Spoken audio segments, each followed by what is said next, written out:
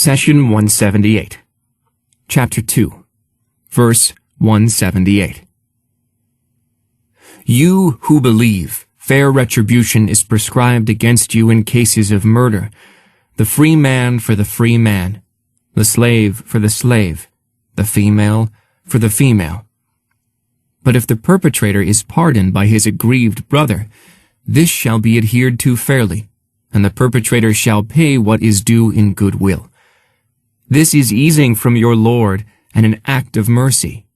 If anyone then exceeds these limits, grievous suffering awaits him. Chapter 2, Verse 178. When you hear Allah calling, "You who believe," followed by a command to do so and so, you should remember that Allah is not forcing these commands on anyone. Rather, He's only calling on those who believed in Him and entrusted Him with their affairs. When you enter into the fold of faith and declare your belief in Allah and His Messenger, you have made a conscious choice to listen to and follow God's orders.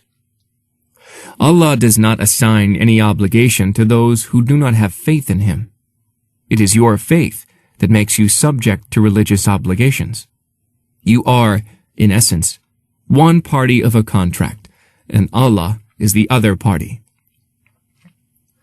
Heavenly laws are not made for one person. They are legislated for entire mankind. When a ruling is made against someone, such as the retribution for murder, then at the same time it is made for the benefit of someone else, such as the next of kin of the victim.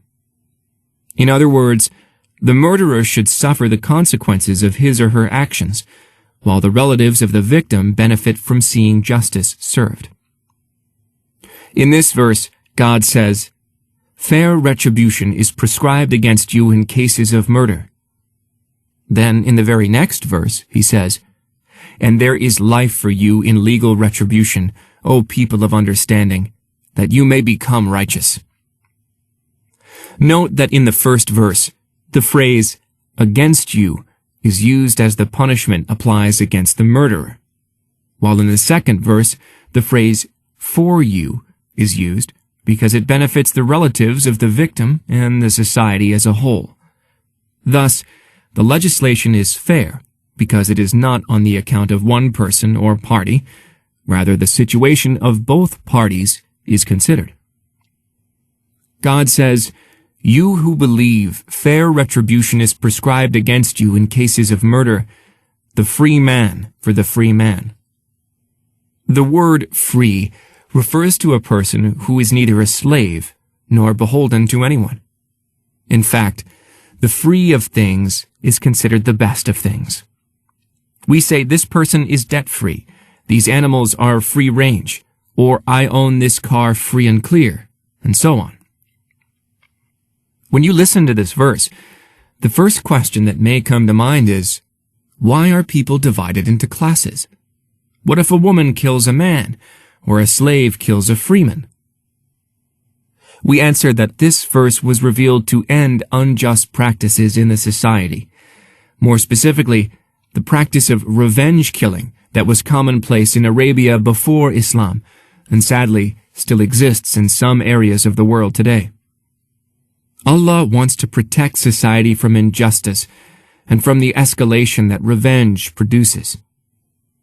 The core message of this verse is for the punishment to be of the same kind and at the same level as the crime. Before Islam, fights would break out between tribes, and some people would be killed. If a slave was killed, for example, his or her tribe would seek revenge.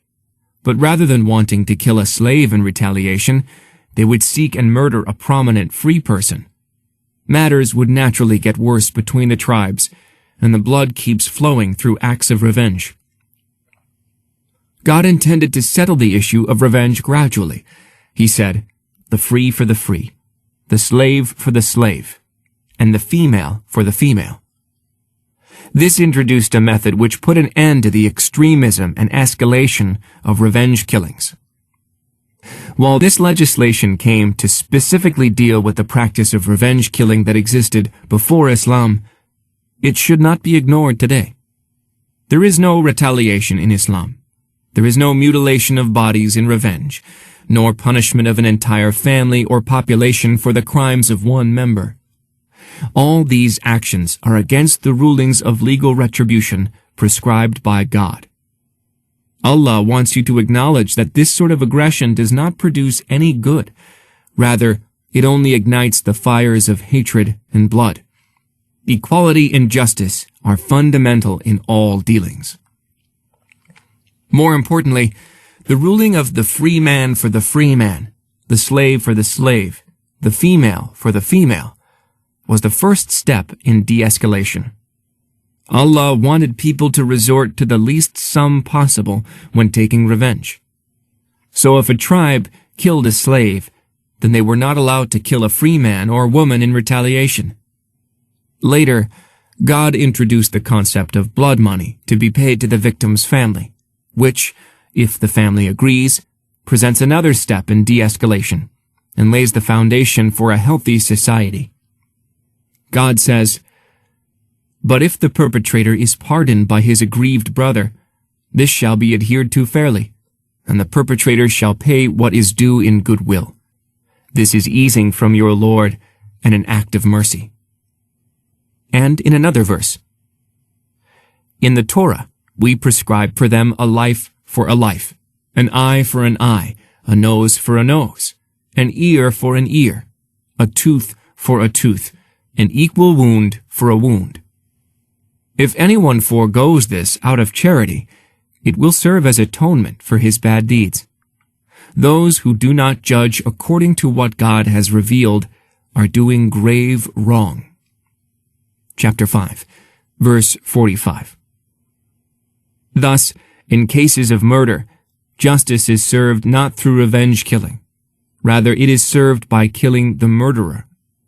There is no distinction between a slave and a free person. Rather, it is a soul for a soul. More importantly, in order to cleanse malice and vengeful hatred from the hearts of the believers, Allah granted the victim's guardian the right to either kill or pardon the murderer. In other words, the life of the killer is put in the hands of the victim's guardian.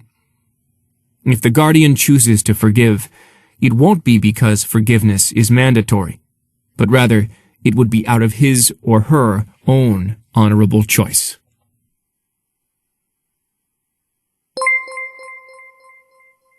The Prophet, peace be upon him, said, "Convey my teachings to the people, even if it is only a single verse."